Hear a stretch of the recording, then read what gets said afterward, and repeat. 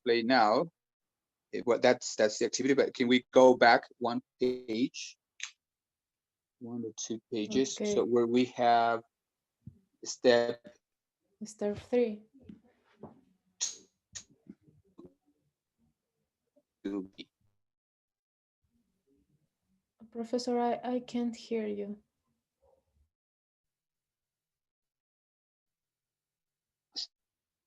Step 2. We have to, let me walk closer to the router. Now, can you hear me? Yes, Prof. Okay, great, yeah. So what I was saying is that, yeah, that's step 3, 3A. We have to go back, I guess, 2 pages, no? 2 pages where we have a step 2B, no? Step 2B. Yes, I am on step 2B. Great. Step 2B. Yeah, describing the TCs of the TLU task. Yeah. So, well, the author here begins by explaining, that assessment tasks are different. Well, he gives some examples. No, even when you have for example, if you're doing a reading activity. So even when you have the same text, but because each paragraph is different, maybe in each paragraph you have different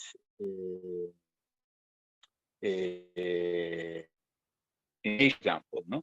And so it can be very different in many ways. For example, in the language,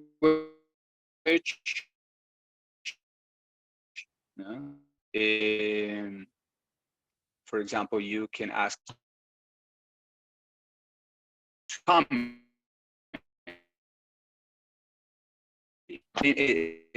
or you may just read something and then write something in response. So using different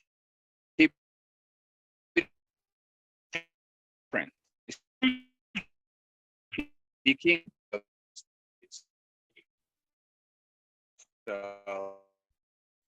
So by you language use tasks to think, then go.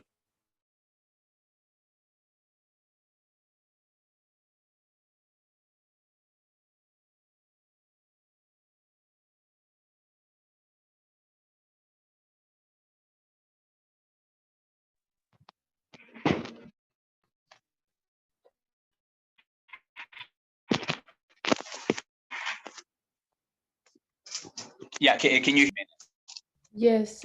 Can you guys hear me? Yes? Yes, bro. Yes, thank you very much. Okay, so that's what the task characteristic is, no? Are those aspects or features of language use tasks that provide a way to describe the task with more precision than simply giving it a label. So sometimes we may assume, that by simply describing the task on the paper, on the quiz, on the exam, we assume that the students will understand, no? But task characteristics is going beyond that, It's covering all those aspects or features of the language use task that would provide a precise description of the task. That's what it is. Okay, so even though you find, even though you may find similar activities, no, but in the characteristics, you may find these specifications, not these precise differences. Okay, so well, as this, in sum, in resuming, These the task characteristics are these three, no? As you can see here, number one is setting, number two is input, and number three is expected response. Setting, input, expected response. Setting, as you can read there, basically has to do with three things, no? A, B, C. A is the physical circumstances surrounding the quiz or the language, the assessment, no? This has to do with the arrangement of the classroom, the seats, where students are going to sit, the materials, the equipment, everything, no? The classroom. B, the participants, no? The participants that will be engaging in the task. If you want to do it in pairs, if you're going to do it in groups, if you're going to be in the class at the same time with all groups, or you're going to call in group after group, if you're going to call them in pairs, those are the participants, no? And the time of the task, no? As C. So which part of the class period, at the end, at the beginning, on Monday, no, etc. No? Input has to do with all the is any material that is contained in the task, no, in the description maybe of the task, which students are expected to understand and process, no? And in response, they should be able to give their responses, no, their answers. No? But input, the benefit about having good input is that students will understand exactly what they have to do and the context, no, and what they can do and what they cannot do. That's it. So the input has to be very clear and very specific. No? And so as part of the input, you have to consider three things: form, language, and topical content. No? Form, language, and topical content. Form, okay, it has to do with if the input is visual, no? If it's oral, no? If you explain verbally, if they can see it, they can read it, or it can be both sometimes. No? For example, oral input may be either spoken language or non-language, like for example, sounds or both. No? Visual, for example, video, pictures, gestures, etc. No? Okay, language, it has to do with, well, typically it's going to be in the language that we use, English. Okay, if we can go to the next slide or the next page, please, because we have that information on the next page. Yes. Yes, thank you. Okay, and so for example, language has to do with of course, no, the language that the students are going to use to respond, which is usually English, no, right? Well, however, if you're working with the little ones, no, with very little ones, level 1, maybe you may accept some Spanish. No, maybe you can ask them to translate a few things. But that's why well, it's typically English, but it can be sometimes their native language. No? And also has to do with brief descriptions of the language of the input. No, for example, level of the vocabulary that you give them. No, the grammar, the length of the explanations that they have to read. So you have to consider all these things. No? Okay, so the idea is that this language will help you assure that the language of the input in the assessment task is comparable to that in the target language used. No? So students, if the students are very familiar with you using this language, no, in class, in the activities, so you can use practically the same language. But if they're not very familiar, you have to adapt it to language that they can understand, no, and language that is in the TLU, no, the target language the TL, no? In the target language. Okay, and number two, second consideration here is that this will help us assure that the language that the students need to process is consistent from one assessment task to another, which is related to our claim that we saw in the previous lesson on Thursday with the levels of consistency in the records. No? So basically what this means is that for example, you cannot give students, for example, one clear description or one perfect input in one lesson, so everybody understands, and then for the next quiz, you give very poor input, no, that the students don't understand, that is not related, that is not clear, consistent, etc. No? So you want to guarantee that the language is consistent, no? From one assessment, for example, from today to one assessment task to another. Great. And the third aspect, no, because language is B, the third, letter C, is topical content. So you have to be very specific about what the input is about. No? For example, clothes, if the language, the topic is professions, etc. No? That has to be clearly defined. I don't know if we can go to the next slide, maybe. Yes, Prof. Thank you very much. And number three, in the task characteristics, the third component is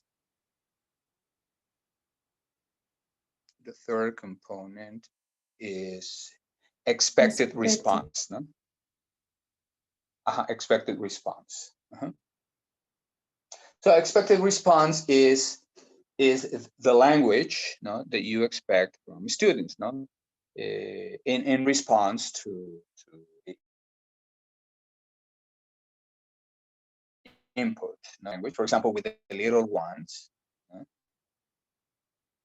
So it's the language or not language performance that you want to elicit from the students. The reason that we call it expected response is because sometimes the students respond in different ways. Now you give them a clear instruction and you expect them to answer, for example, with I don't know, no, for example, you want them to give you examples of countries, no? Yeah. And then sometimes they tell you I don't know, other things, no? Jobs, no, or they tell you names of people, no, and you say, no, I'm asking you examples. I'm asking examples of countries, no, and so por eso se llama expected response. No? The characteristics that are part of the expected response include the same that you have in the input, no? Which are form, language, no? Form, language, and then topical content, no? Form, language, and topical content. And basically is the same that you have in the input, no? In the input. The response that you expect from the students can be, for example, oral. For example, you want them to speak and say something.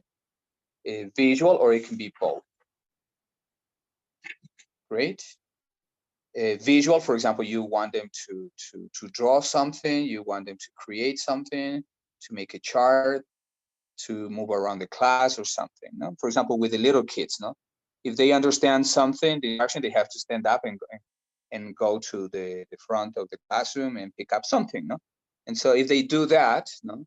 If they do these physical actions, you understand that the student is responding correctly, no? Great. B has to do with the language, no? So again, no, you can correlate it to the language explained in the input, no?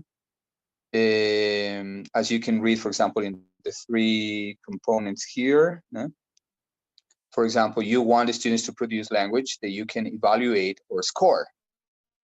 Number two, you want your students to produce samples of the kind of language that they need to use in the target language use domain, which is related to the generalizability of our interpretations. No? And number 3, you want to assure that the language of the expected response is consistent from one task to to another. No? For example, if the expected response were a short oral presentation, then you would want to make sure different students' responses were comparable in the amount and kind of language used. No? So you always want to have this rationalization of things. No? You want things to be consistent. No? In all aspects. No? Well, here particularly consistent from one task to another. And topical content, for example, if you ask them to tell you about jobs, no, the response should be about that, no, about clothes. But sometimes the students misunderstand and they talk about other things. No? So okay, so that is well quickly and basically what the task characteristics are. No, those are really important considerations to, and also things that you have to do when elaborating the tasks. No? And once you are able, you understand the procedure, then it comes more natural. Then you decide that it should be, it needs more detail, less detail. It's always siempre es perfectible. No, you can always, there's always room for improvement here. Great. Okay, and so then we have in the last part we have an example. No? So that's also part of your responsibility for Thursday, is that you're going to read this example. No? Well, it's not really an example. The next one is an example. Yeah, this one, the first chart is only a summary of setting, input, and extended response. And then you have an example about this previous assessment task about kids describing animals in groups, no? Which is on the next page. No? Describing animals in group. Yeah. So you please read the example, analyze the things in detail. No? How the author describes things. And this is a good example for you, no, to later create your task template, no. And this is one thing that you have to include there, no, the task characteristics. Great. And so for homework, you're going to do activity 8.1, no, which I think is on the next page because I don't see it here in the document here, but it's on the next page. No, so for homework, you're gonna do activity 8.1. 8.1. So the author gives you a description of a TLU task, and then you have to come up with a description of the task characteristics, and you have to fill in the blank with the 3 sections that each one has, no, for setting, input, and expected response. Great. Okay, great. And also for Thursday, I need you to read step 3, 4, and 5, which is on the next pages, no, which are on the next pages, all the way to the end of this chapter 8, no. And we should finish studying assessment task templates on Thursday. Okay, great.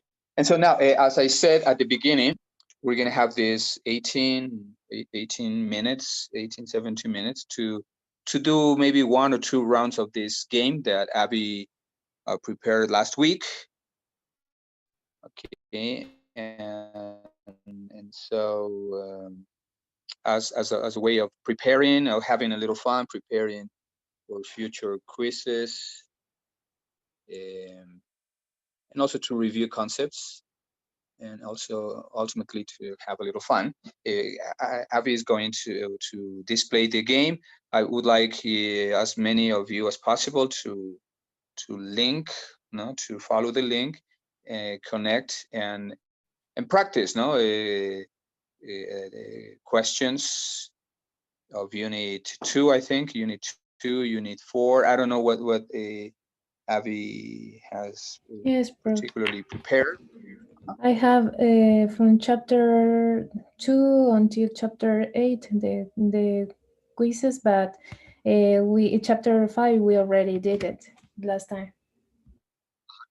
Yeah, so we can do chapter 2 and chapter 4 maybe. Well, it's up to you, no? Yeah, great. Okay. I shared the link on the chat box, so you can click on it and enter the code that I'm going to give you. Great, no? So you guys, check the chat and the link, no? Click on the link.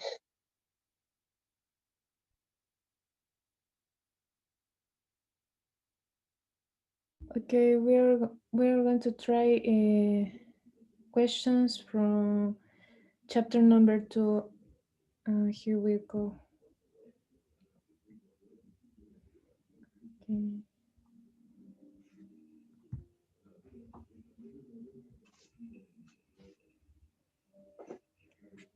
Let's see.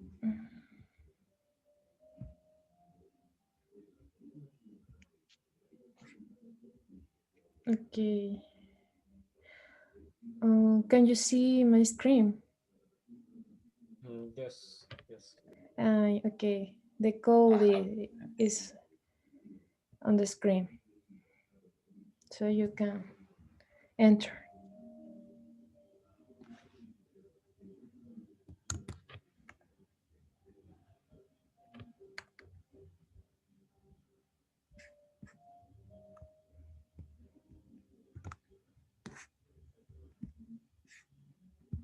I also shared the code on the chat box. The pin.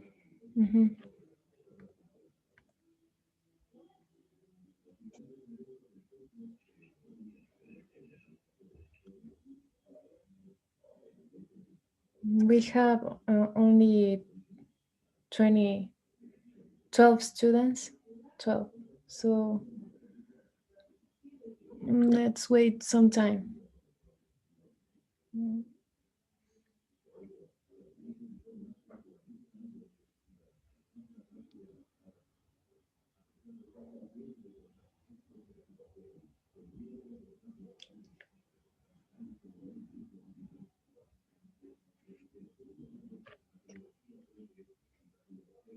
Okay, we are 21. So, Professor, we're going to wait for other students, or because we're 21 right now. We can start now because we only have like 12 minutes. Our session is going to finish at Okay. 7:30 sharp, I think. So let's start. Okay. Okay, here we go.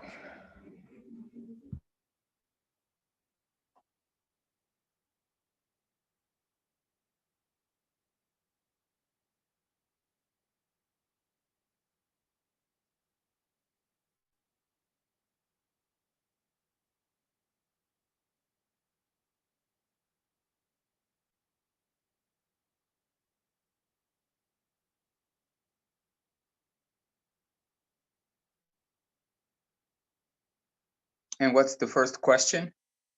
Because I only saw on my screen, I only saw true or false, but I couldn't read the question. Okay, maybe it's because I'm using my cell phone and it's very small. Sorry. Okay. It was the objective, so it was about the objectives of the classroom-based assessment. If they are search, examine, discover, and infer, it was true. Most of the students answered the the right question. Correctly? In this case, true. Okay, they The answered. right answer, huh? Okay, great. They got it right then. Okay. Yeah, but Next. it's strange. Why can't I read the question? I don't know. Yeah, I think it's because you are using your cell phone, so it's complicated if you are trying Yeah, to answer. Uh-huh. yeah. I only saw true or false. I only saw true or false, but I didn't know the question. Yeah, but great. Go on to the next question. Okay. In this case, Jorge Catota is in the first place. Maybe Abby, for people like me using their cell phones, you might want to read the question. Okay, Only the okay, okay. question.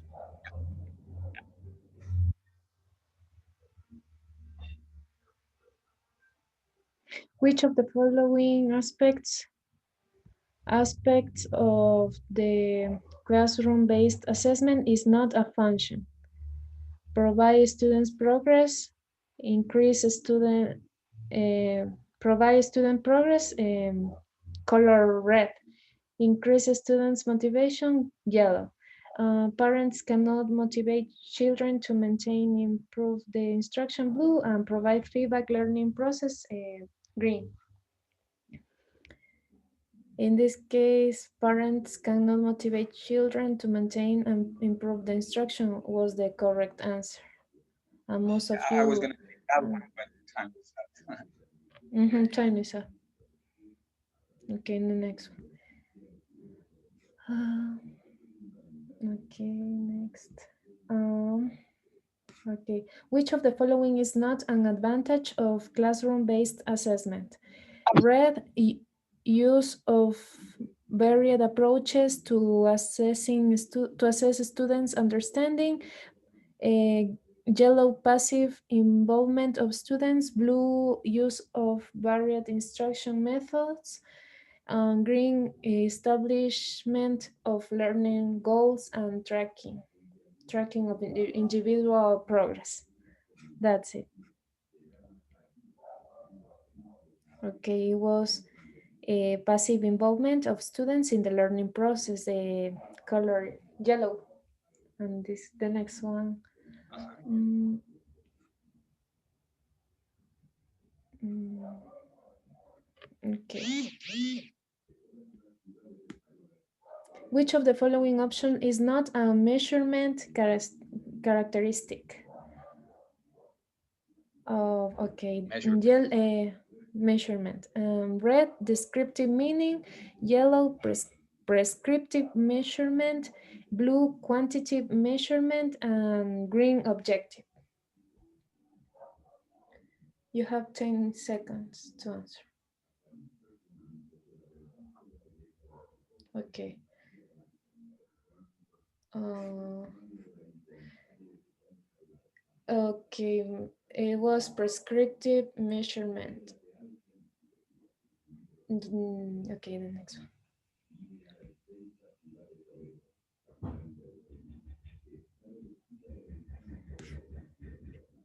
Which of the following is an assessment characteristic?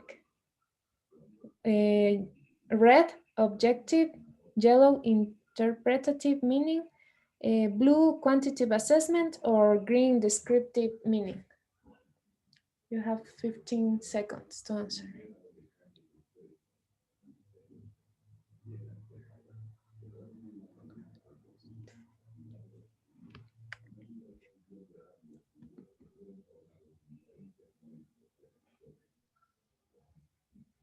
Okay, interpretative meaning was the correct answer in this case.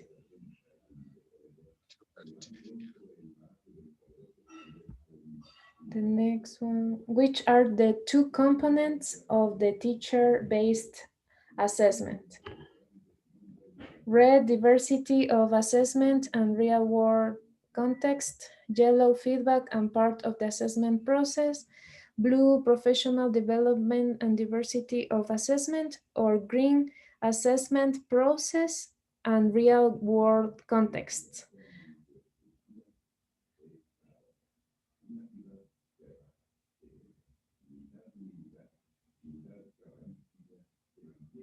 Okay. The correct answer was diversity of assessment and real-world context. World contexts. Okay, the next one.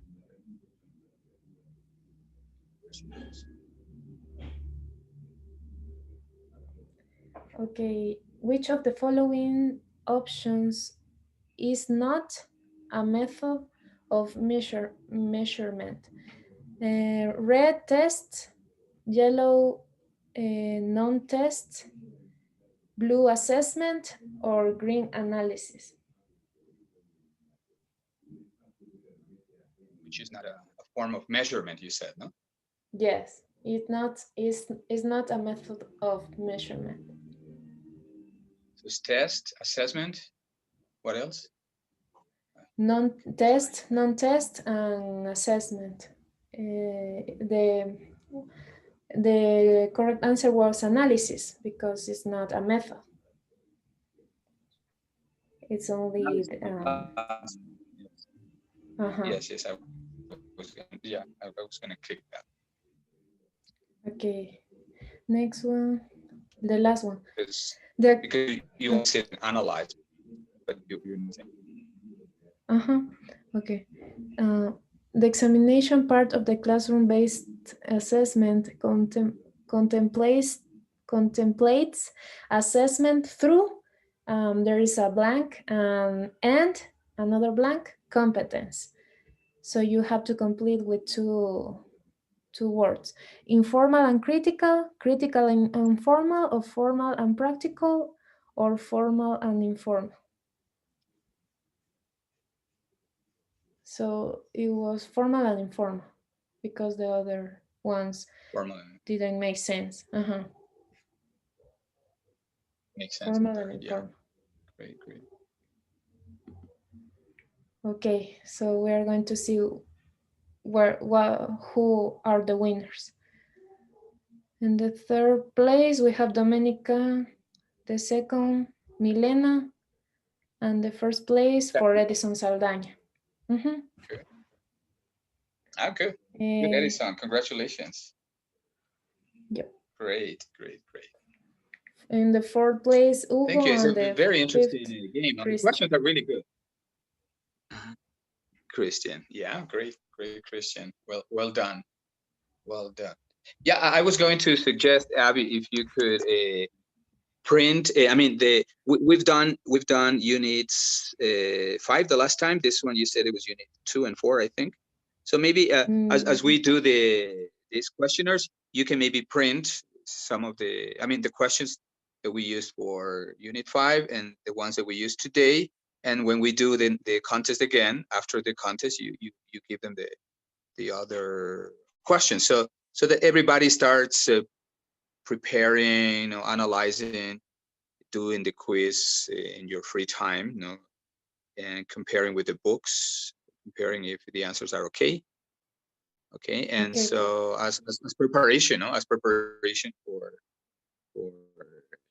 maybe the quiz could be maybe in 2 weeks, maybe when we have finished assessment templates and we see some examples, maybe it can be after the elections, in 2 weeks. Great. Yeah, so I think it's almost time. Is 7:29 in my watch. And so I want to thank you all for participating actively in the game and the discussion in the classes. I see that most people are attending, so it's great. There's always something new that you can learn. And I keep encouraging you to participate on Thursday, giving examples of your experience, and see how you can implement these new concepts, these new ideas. If you can make any comments or any objections, if you can make any observations to some of the ideas here. Not everything that is here may work in our, because of the specifications of our classrooms. No, maybe you can think about ways that to make it more practical. Okay, so on Thursday, I think we're going to have a very active class, with your participation. Okay, so remember, you have this last 20-25 minutes to read the rest of chapter 8, chapter 8, and be ready for Thursday, having read all chapter 8, so that we only discuss and give examples, rather than just reading and understanding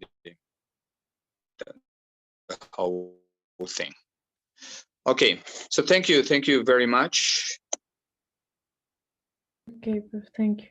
Everybody, and I'll see you on Thursday. I'll see you on Thursday. Enjoy dinner now. Thank you, Professor. See you. Thank you, Prof. next class. Thank you, Prof. Thank you. Enjoy. See you.